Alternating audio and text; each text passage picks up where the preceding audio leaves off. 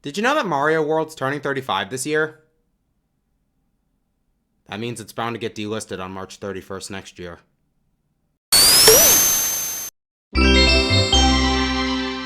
Did you know that Nintendo initially didn't plan to make the SNES? I mean, hey, the NES was curb stomping everything else on the market. We don't need anything following us up. Mario 3 just came out.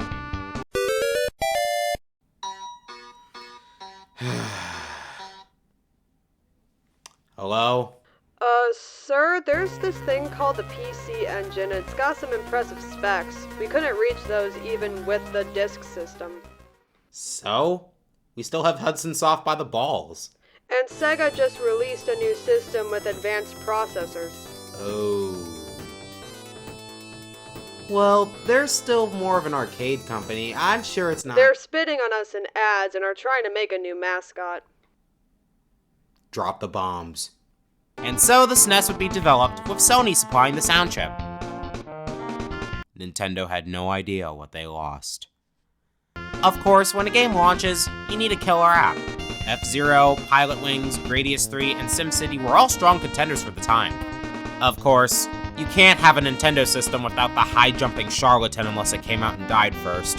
And so, when the SNES launched in the early years of the 90s, with it came Super Mario World. Because we're too smart to have it be called Super Mario Bros. 4, I guess. Like 3 before it, Super Mario World is one of the most beloved games in the franchise. The perfection of the 2D Mario formula for many, and like its predecessor, it brought plenty of conventions that stuck into the modern day. I never finished the game before this review. The question here is obvious. Why? I had this totally not hacked SNES classic since I was 12, and I eventually came around to the other classic games years ago. Reason number 1.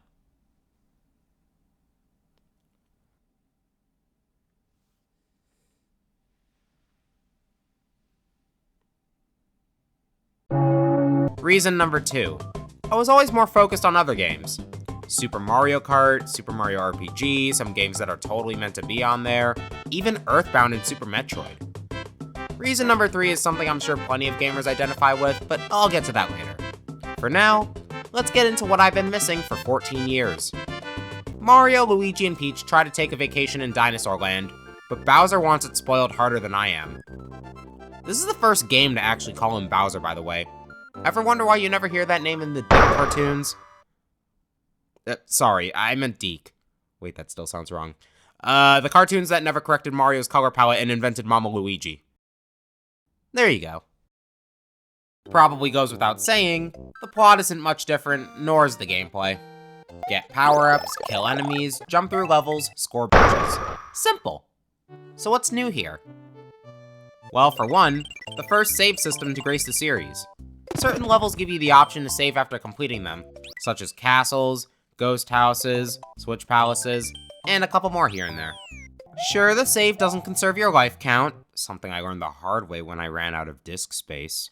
But this eclipses the continue system of the NES games, and even most of their All-Stars counterparts by saving to the level. Second, replayable levels. Replayable levels with checkpoints.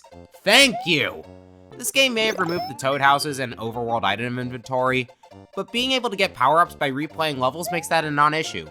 More so if you find the secret exit in the Donut Plains Ghost House, since that'll let you access this top secret area. Comes stacked with all the power-ups you can need, and you can come back whenever you want after. With that, I'd argue you don't even need an inventory. Even if the power-up selection got axed. All the power-ups and overworld items introduced in Super Mario Bros. 3? Gone. And it took over 20 years for even 2 of them to return in a new game. We have the Mushroom and Fire Flower again, but you can't spam the ladder as much as you used to. Enemies will turn into coins though, so make of that what you will. The star lasts longer than before, but that's still a noticeable drop in options. However, in removing so many power-ups, we have the most powerful flight item in the entire series, the Cape Feather. The Cape Feather is the Super Leaf, but better in every way. They function similarly, high ascension, slow descension, swipe attacks. However, Cape Mario can fly forever by rhythmically tapping left on the D-pad. You can just hold the jump button to slow your fall instead of mashing it, and holding the direction you're flying in allows you to headbutt the ground and kill all grounded enemies on the screen. The cape also flows better and is thus more useful than tail swipes. Simply put, unless the level has a ceiling or no runway, you have nothing to deal with when you have a cape feather. Makes me wonder why the P-Balloon exists aside from giving us a painfully tough level later on and breeding a generation of inflation fetishes. Using the cape feather is a load of fun, and I thought we were free. You know, Super Mario Land, I get it. Only the Japanese release of Mario 3 predates it, and it was the American version that gave Mario an extra hit. Here? What, did the regions not exchange dev notes? I don't know. If there's a silver lining to this, along with that top secret area I talked about earlier, Super Mario World was the game to introduce the spare item mechanic. Collecting a power-up while already powered up causes one of them to go into this box, which will release the item when you get hit or when you press the select button. Of course, here I am talking about the power-ups without bringing attention to the biggest introduction World brought to the series. The first thing we can interact with is this house where someone named Yoshi lives, and is said to be on his way to rescue his friends from Bowser. Early in the second level, we see exactly who Yoshi is, a dinosaur who got trapped in an egg and stuffed inside a block. Now, any Mario fan knows the pull that Yoshi has. He's adorable, he's powerful, he's got his own games. In his debut, however, he's basically a chocobo if the birds just stayed like dinosaurs. And had the appetite of me when I'm trying to sleep. I'm hungry. Be it fruits, enemies, or keys, Yoshi will eat several things in your way. He can't swallow shells unless he's a baby, but the shell he holds in his mouth will give him a new ability. Green is normal, red turns into fireballs, yellow turns into super stomps, and blue lets Yoshi fly. Later on, you can find Yoshis of different colors that can do everything with the shell of their color. Getting hit will cause Yoshi to run away and possibly die. But you can dismount him manually by jumping in midair or using a spin jump. It bothers me that Yoshi overrides the main functions of whatever power-up Mario has, but he's still a welcome addition to the game and fun to finish levels with, and he even makes up for the higher power-ups not giving their own hit point. Mario still runs and jumps, but he has some new things around. You can shift the camera with the triggers, and more importantly, spin jump by pressing the A button. This can break blocks if you're big, make you immune to spikes, and destroy enemies faster. The best feature, however, is the improved control. Mario's mid-air control is as fluid as it was in the second game, with none of the slippery momentum. Mario's still pretty fast on his feet, but it's much more comfortable than in Super Mario Bros. 3, and the level design feels more in line with being able to run most of the time. Speaking of levels, the visual variety is a bit stronger this time around. There are 9 worlds as a whole, but they break further away from the basic themes introduced in Mario 2 and 3. Yoshi's Island and Donut Plains aren't anything to write home about, but they still have their own levels that aren't just grasslands. In Vanilla Dome, most of the levels are in a cave. The Twin Bridge area consists of Butter Bridge, Cheese Bridge, Soda Lake, and Cookie Mountain, and most of the levels are high up. After which is the Forest of Illusion, then Chocolate Island. After reading up on the worlds of Dinosaur Land, I felt inspired to make a diet based off them. Et voila! I should probably ask for my dad's insulin. Now, lack of a grid and aforementioned improvements aside, the structure is very close to that of Super Mario Bros. 3. You get Mario to this giant gate to finish the level. Touching the bar in between will give you bonus points, and 100 of them allows you to... Can I get away with saying it again? Screw it, every joke comes from somewhere. Let's go gambling! I can't stop winning! I can't stop winning! I can't stop winning! I can't stop winning! As far as I'm aware, there aren't any simple, immediate tricks for extra lives like 3-9 and Mario 3, but if the footage is any indication, that doesn't mean you can't build them up at all. I paced this section of Donut Plains 1 many times going through the special zone. Now, about that special zone, Mario World decides to expand your progression compared to the previous games. On Yoshi's Island, every level is marked by a yellow dot. That means there's only one exit to reach in each. The moment you enter Donut Plains, you see the first level represented by a red dot. Levels can have multiple exits now.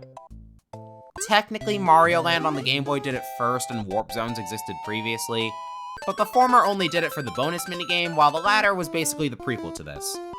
If a level's got a red dot, there's another way to finish the stage, and it'll change the direction you go on the overworld. Usually it involves placing a key in a keyhole, or finding another giant gate, or in one case, ghostbusting.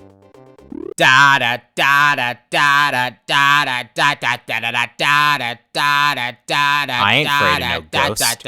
Hence, reason number 3.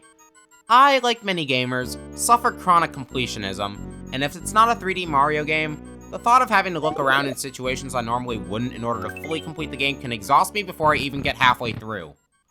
That's why, even though I'm a Mega Man fan and X4 is now one of my favorite games of all time, I never finished the next game on my own until the summer before my freshman year of college. At the time of this video, that's 2 years ago. It's sad, because the anticipation is always worse than the action. Usually. See, every world from Donut Plains onward has at least one level with a secret exit, and they range in complexity. Some of them are pretty easy, like the one in Donut Secret 1, Star World 2, or Forest of Illusion 4. Many of them are tricky to find, but easy to reach. It's incredibly satisfying how many I was able to get with some clever thinking and a cape feather, especially since, if you pay attention to the design for some of them, it's not the first way they're expecting you to go. See, spread throughout Dinosaur Land are 4 switch palaces. These are bonus levels that turn outlines of the same color into blocks, usually creating new terrain that allows you the means to find a secret exit, give you some extra support, or just make some levels easier, and I think this is a great reward for exploration. They add to your life count, they can save you in a pinch, and they facilitate and incentivize further exploration. But I don't need them! Watch me fly, mama! You probably won't find some of these secret exits without a guide, though. Forest of Illusion 2, Fake Wall. Cheese Bridge and Chocolate Island 3 require you to pass under the giant gate, and, okay, they clearly indicate that at least. But the only way you're doing that is with a cape feather, a blue Yoshi, or a strongly worded letter from an animal rights group. Hits with all the force of killing Papyrus and genocide. Yoshi, please forgive me! You always come back. Heck, for years, this was the only mainline game where Yoshi could leave the level with you. He does so even if he won't follow you into a ghost house or castle. Speaking of which, these make their debut in this game, and they're puzzle levels. Not strenuous ones, but still puzzle levels nonetheless. Strangely, a couple of them only have one exit, and they're the only 2D ghost houses in the series to do so. The house in the last world isn't one of them, and... ugh.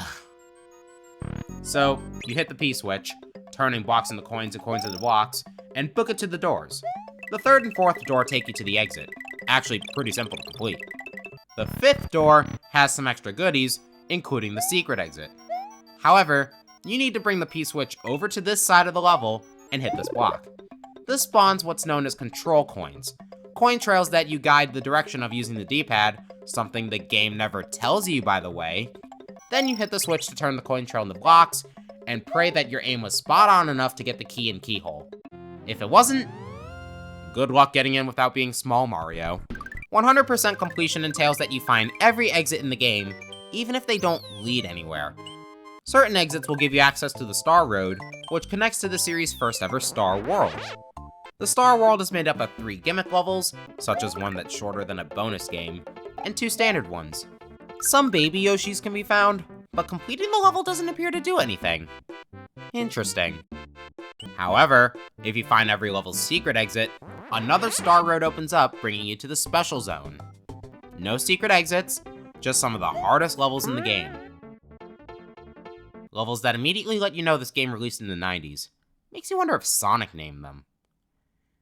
Tubular is usually the one people consider the hardest, and I can see why. You have to navigate using the slow P balloons while avoiding constant projectiles, and you only have just enough time to get the last one to reach the finish.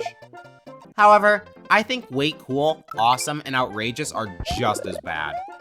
Way Cool for being more than willing to kill you immediately for not knowing the right paths in the first half or the right spots in the second half. Assuming you don't skip it using the Blue Yoshi bonus area. Awesome for being 100% ice physics. And outrageous because you have to carry a spring across half the area while hounded by bullet bills. Funky can be pretty tight for being a decently long level with a short time limit, but the actual design isn't super strenuous, and Tubular is really the only one that's immune to the Cape Feather. Once all said and done, you are deemed a super player, and the world experiences a seasonal shift. Summer becomes autumn, chocolate becomes mint, and rock becomes dirty rock. Even the enemies join it. What the hell am I looking at? I guess this is the part where I talk about the enemies. Plenty of familiar faces, some of them even returning from Super Mario Bros. 2, whether normally or with a facelift, but they're also different at the same time.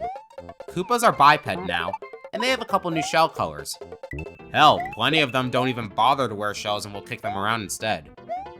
There are no Goombas, despite what the credits say, only Galoombas. You can't kill them, but they can kill each other. There are plenty of new enemies, some prevalent like the Chase Happy Rip Van Fish or 2-Hit Rexes, some less so like the Dino Torches or Monty Moles. Trust me though, the one enemy you'll get sick of seeing the most is Charging Chuck. These guys can feel like a mini-boss. They'll take several hits without a feather swipe, and they can throw baseballs, footballs, jump at you, split into copies, warn other enemies about you, and even dig crap up in the last normal level. And you see one as soon as 1-1! And you know what? I'll be honest. The enemies and level design are far bigger killers than the bosses could ever be. The Koopalings have made their return, and well, bonus points for a bit more creativity compared to last time, but let's see here. Iggy and Larry can die immediately. Morton and Roy will die immediately because they don't have iframes before running up the ceiling. Lemmy and Wendy aren't fooling anyone. Ludwig serves as the basis for the modern Koopaling fight. The most basic, easy kind. 3 of them are only even mildly tricky from fireballs in the area and not themselves. The other 4 just aren't tough at all. Hell, the fortress boss Reznor is tougher. Run too early and you'll bounce off the side of a platform and get disoriented. That's something. Man, even Big Boo, an optional boss that guards the first Star Road, is pretty simple. Watch the boos to keep him at bay and upkick the blocks. Yeah, real pitiful roster here. Barely better than Mario 3. Of course the Mario game that never was still wins out. Gotta say though, the finale really picks things up. So you travel through a sunken ghost ship, which proves that Mario 3 did happen in some sense, and through it opens a gateway to the Valley of Bowser. Provided you didn't just skip your way over with the Star Road. These levels are challenging, but still balanced. After enough effort, you'll reach Bowser's castle. And I guess he had a pizza on delivery because if you find level 2 secret exit and complete the fortress, you get to enter the back door. Meat lovers, cook it extra well. Oh god damn it! Unless you really want a checkpoint before the final boss room, the back door is a waste of time. See, this Bowser's castle handles things differently. Instead of being a maze, you're presented 2 sets of 4 rooms, each with a challenge to overcome. It's great. The rooms can be on the tougher side, but they're short enough to still feel well-paced. My preferred path is 3 and 7, since the former gives you a free cape feather, and the latter is a room I know I can no-hit my way through. After that is a dark hallway with some ninjas. The back door immediately takes you here, and I find that boring. Let the final level have its fun. But oh boy, you reach the final door. Falling from above in all his greener-than-usual Mode 7 glory, Bowser makes his entrance in what has to be the best boss fight in all of classic 2D Mario. He floats around in his bizarre clown car, and unlike the previous games, you have to fight him head-on.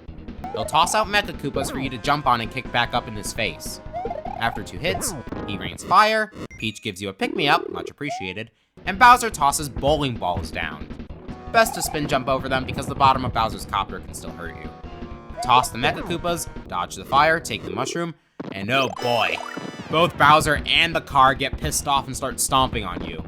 This is a fight that really feels like a test of your abilities, amidst a foreboding backdrop and the best song in the game. Solidified Bowser's status as a metalhead, which I don't know, I think it's still true, but I can't say for sure. After the 6th Mecha Koopa hit, Bowser finally lets Peach go.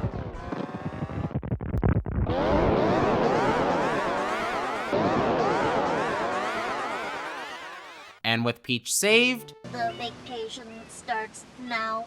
the credits roll as our heroes walk away, and the eggs are free to hatch. What a time. What a time indeed.